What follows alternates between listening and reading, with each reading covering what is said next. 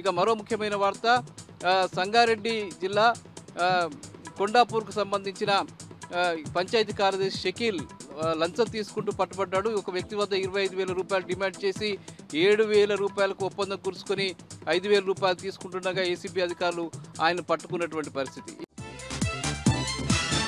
ఇక మరో ముఖ్యమైన వార్త మెదక్ జిల్లాకు సంబంధించి నర్సాపూర్ బీబీఆర్ఐటీ కళాశాలకు సంబంధించిన 2 బస్సులు పరస్పరం ఢీకొన్నాయి.